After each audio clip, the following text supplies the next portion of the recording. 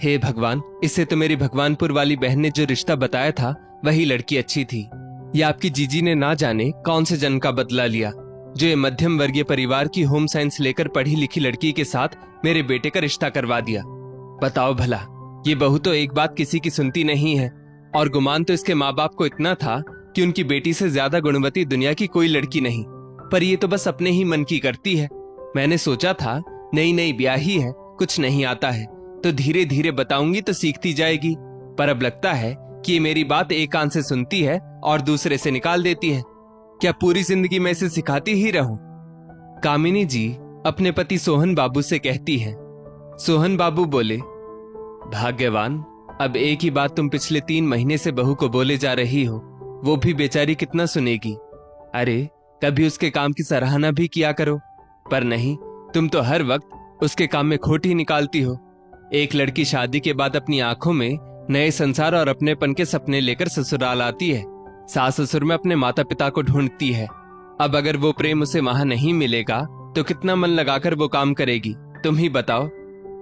कामिनी जी बोली, हाँ हाँ, आप तो बोलेंगे ही, क्योंकि बहू का रिश्ता आपकी बहन जो लेकर आई थी, और वैसे जब मैं आपके घर आई थी तो आपकी माँ ना जाने मुझ पर कितना प्यार लुटाती थी ना, और ऐसा मैंने क्या कर दिया जो आपकी लाडली नेहा बहू कुछ सीख तक नहीं पाती है।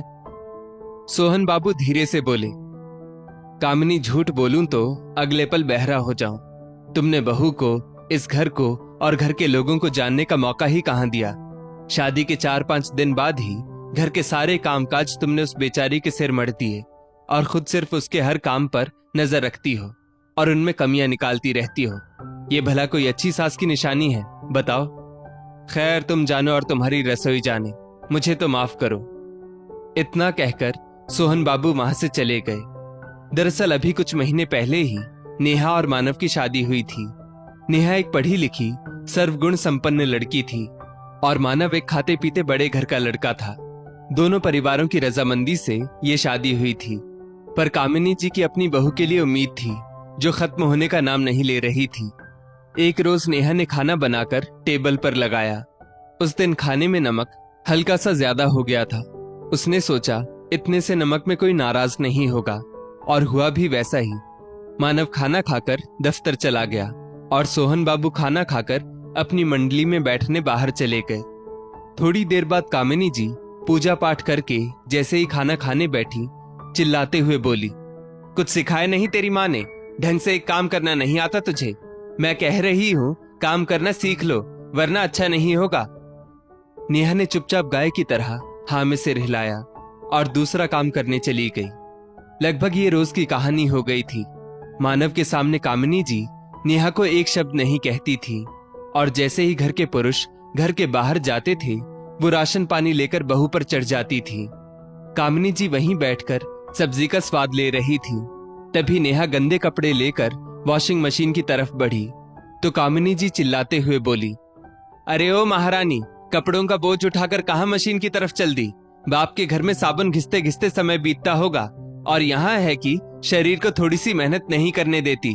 तुम्हें पता नहीं कि मशीन चलाने से बिजली का बिल कितना ज्यादा आता है? बिजली का बिल क्या तुम्हारा बाप भरेगा? चुपचाप बैठकर हाथ से कपड़े धो लो, वरना। नेहा ने अपमान का घूंट पी लिया और कुछ ना बोली, क्योंकि उसकी माँ कहती थी कई बार चुप रहने में ही भलाई होती है, क्योंकि दीवार में सिर मारने से दीवार को नहीं बल्कि खुद को नुकसान पहुंचता है। यही सोचकर नेहा चुप हो गई और कपड़ों को बाथरूम में ले जाकर धोने लगी।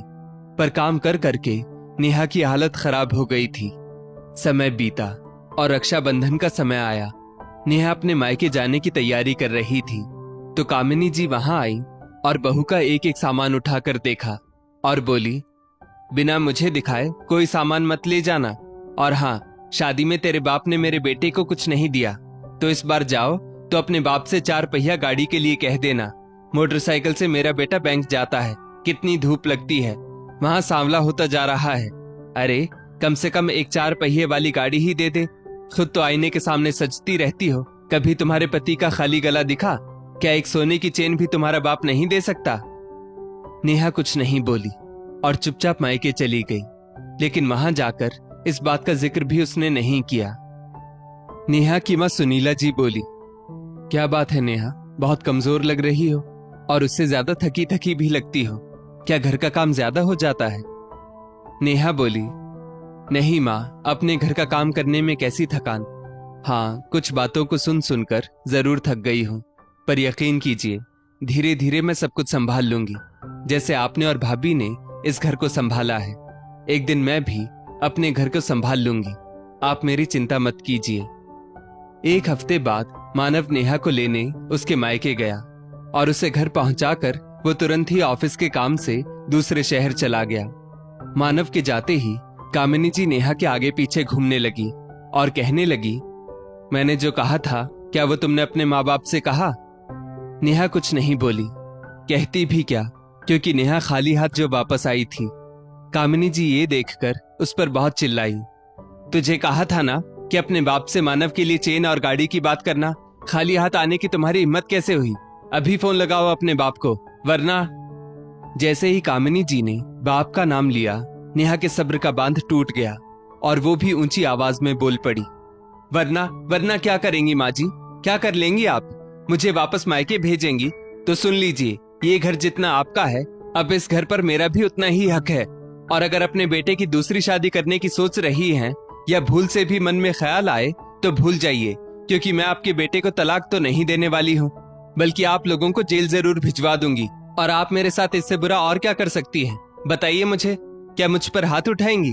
भूल से भी सोचना मत, क्योंकि मैंने स्कूल में भले ही होम साइंस लेकर पढ़ाई की थी, पर उसमें भी चाकू छुरी और बेलन चलाना बहुत अच्छे से सीखा है। तो अगर आपने हाथ उठाने की गलती की ना, तो उस हाथ के साथ ऐसा कुछ करूंगी कि फिर वो हाथ किसी लायक नहीं रहेगा। कामिनी जी जोर जोर से बोलने लगी, हाय हाय, देखो तो इस लड़की को किस तरह से अपनी सास से बात करती है। आज तक इतनी ऊंची आवाज में मुझसे किसी ने बात नहीं की होगी। यही सिखाया है तुम्हारे माँ बाप ने कि अपनी सास से ऊंची आवाज में बात करो। नेहा बोली, मेरे माँ बाप ने मुझे बड़ों की इज्जत करना सिखाया, पर साथ ही ये भी सिखाया कि अपनी इज्जत की रखवाली भी तुम्हें खुद करनी होगी। और सुनिए माँ जी, मेरी आवाज अगर आज ऊंची हुई है ना, तो इसके लिए मुझे आपने मजबूर किया। बात बात पर आप मेरे माँ बाप को ताने देती है। अरे, खुद के घर में एक लड़की होती ना, तब पता चलता कि जब ससुराल वाले लड़की को उसके माँ बाप के नाम से ताने देते हैं तो उसे कैसा महसूस होता है। और बेटी होना कोई जरूरी नहीं है। क्या एक औरत दूसरी औरत का दर्द नहीं समझ सकती?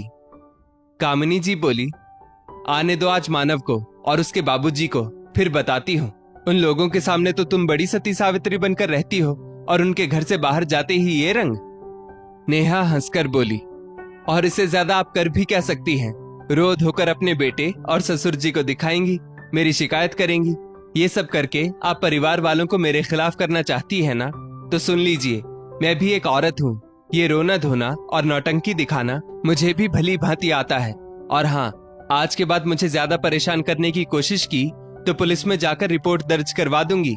इसलिए भलाई इसी में है कि आराम से घर में रहिए, बहू के हाथों की सेवा का आनंद लीजिए और मुझे भी जीने दीजिए, वरना।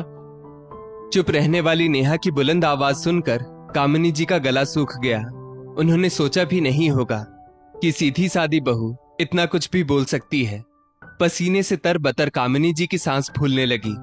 तभी सोहन बाबू बाहर से आए और बोले, क्या बात है कामिनी, तुम्हारे चेहरे पर 12 क्यों बजे हैं? तभी नेहा पानी का ग्लास उनके सामने करते हुए बोली, कुछ नहीं पापा जी, मम्मी जी टीवी सीरियल देख रही थी। 100 दिन सास के 1 दिन बहू का। लगता है इन्हें वो सीन पसंद नहीं आया। लीजिए माँ जी, पानी पी लीजिए। सोहन बाबू हंसते हुए बोले, ये तो होना ही है बहू, आखिर बर्दाश्त कोई कितना करेगा। चलो तुम दोनों सास बहू बात करो, मैं थोड़ा फ्रेश होकर आता हूँ। सोहन बाबू के जाते ही नेहा बोली, माँ जी, अगर आप चाहती हैं कि मैं इस बात का जिक्र पापा जी से या इनसे ना करूं, तो विश्वास रखिए मैं कभी नहीं करूंगी। लेकिन यदि आप चाहती हैं कि मैं आपकी इज्जत करूं, तो आपको भी हमारे रिश्ते की इज्जत करनी होगी। तो इसके लिए आपको अपने व्यवहार में सुधार लाना ही होगा, और इसी में हम दोनों की भलाई है। इतना कहकर नेहा रसोई में सोहन बाबू के लिए चाय बनाने के लिए चली गई। नेहा के जाते ही कामिनी जी ने एक सांस में पूरा ग्लास पानी पी लिया। रात को जब नेहा ने पूरे परिवार के लिए खाना बनाया, तो हर रोज की तरह आज घर में शिकायतों का टोकरा नहीं, बल्कि शांति का माहौल था। सब खाना खा रहे थे। सोहन बाबू ने आश्चर्य से कामिनी जी की तरफ देखा और बोले, कामिनी, ठीक हो ना? मानव भी बोला, हाँ माँ, आज आप चुप चुप हैं, क्या बात है? खाने में नमक या मिर्च ज्यादा है क्या? नेहा बोली, हाँ हाँ माँ जी, बताइए ना, कोई कमी है तो मैं आगे से ध्यान रखूंगी। कामिनी जी चुपचाप खाना खा रही थी। आज वो खाने में कोई नुक्स नहीं निकाल रही थी। ये देखकर पूरा घर हैरान था। फिर कामिनी जी बोली, नहीं नहीं, सब ठीक है, धीरे धीरे आखिर बहू सब सीख ही गई, और आज नहीं तो कल सीखना ही था। मैं भी जब घर में आई थी तो छोटी मोटी गलती तो मुझसे भी होती ही थी। नेहा मुस्कुरा रही थी। सोहन बाबू बोले, हाँ भाई, रसोई संभालना कोई आसान काम थोड़ी है, और वैसे भी इस परीक्षा से तो हर औरत एक ना एक दिन गुजरती है और फिर एक संपूर्ण माँ बहू बनकर उभरती है। पर बेहतर है एक दूसरे को सहयोग देना चाहिए, ना कि उसकी गलती निकालनी चाहिए। क्यों कामिनी, सही कह रहा हूं ना? शिकायत तो दूर की बात है, कामिनी जी अब किसी बात पर अपनी राय भी नहीं रखती थी। सबके जाने के बाद नेहा ने हाथ जोड़कर कामिनी जी से कहा, मैं अपनी आवाज ऊंची करने के लिए आपसे माफी चाहती हूँ, पर आप भी तो सोचिए माँ जी, कोई भी लड़की माँ के पेट से बुरी नहीं होती। वो तो ससुराल के हालात और ऊंची आवाज करने के लिए उसे सामने वाले ही मजबूर करते हैं। तो आपसे इतनी ही विनती करूंगी कि आगे से अगर मुझसे कोई गलती हो तभी मुझे टोकिएगा। बिना बात के बार बार टोकने से अगला इंसान भी अपना संतुलन खो सकता है। चलती हूँ, शुभ रात्रि। कामिनी जी चुपचाप पानी पीकर अपने कमरे में जाकर सो गई।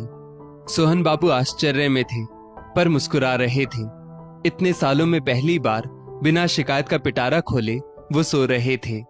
फिर धीरे से उन्होंने भगवान का आभार प्रकट किया और बोले, चलो, अंत भला तो सब भला। दोस्तों, इस स्टोरी को लेकर आपकी क्या राय है नीचे कमेंट करके जरूर बताइएगा, और ऐसी ही और भी बेहतरीन वीडियोस के लिए हमारा पेज जरूर फॉलो करें। धन्यवाद।